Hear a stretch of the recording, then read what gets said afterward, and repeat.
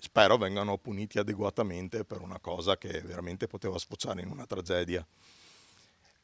Poi per il resto cosa vi devo dire? Scenderò da casa e tornerò a casa meno tranquillo perché adesso so che la possibilità di subire questo tipo di aggressioni accade anche sotto casa propria, dove ci si sente al sicuro. L'occhio sinistro tumefatto, botte visibili al volto, alla voce pacata che nasconde la profonda sofferenza fisica e interiore Andrea Nicoletto, il cinquantenne residente a Camin, pestato a sangue sabato sera da due ragazzi minorenni.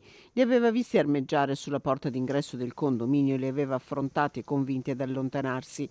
Loro avevano iniziato a offenderlo e lo avevano sfidato di nuovo, alla minaccia di denunciarli, l'esplosione di una rabbia incontenibile. Quando ho girato l'angolo, il ragazzo con la giacca bianca mi ha sferrato il primo pugno e distinto avrei risposto, però sapendo le implicazioni ho preferito cercare di immobilizzarlo e l'ho stretto diciamo attorno. Uno degli altri del gruppo mi è arrivato alle spalle e mi ha trascinato a terra. Una volta arrivato a terra ho perso gli occhiali e lì ho pensato solo a ripararmi la testa, anche perché i calci purtroppo che mi hanno tirato erano tutti rivolti lì. Io credo che il fatto che il bersaglio fosse quello mi fa venire il dubbio su quale sia il senso della cosa. Era punire o era ferire anche a morte? Dolore per l'aggressione, dolore anche per l'indifferenza. Se mia moglie non fosse uscita dal balcone e non avesse gridato ho chiamato i carabinieri, non so come sarebbe finita la cosa. Nessuna ferita grave per fortuna, l'ematoma al volto e le botte fanno male, a fare ancor più male allo spirito.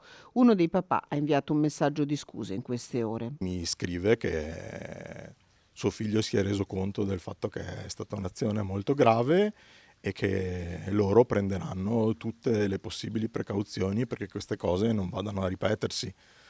Però sa, lascia il tempo che trova. Sul fatto stanno indagando carabinieri e polizia dopo che Andrea Nicoletto ha presentato denuncia.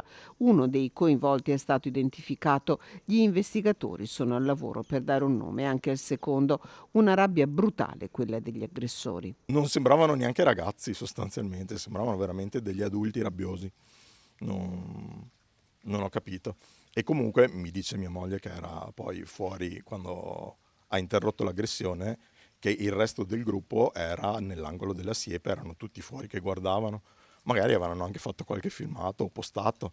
Certo che anche da parte loro il fatto di capire che questa cosa qui può degenerare in una tragedia non esiste. Cioè, era uno spettacolo.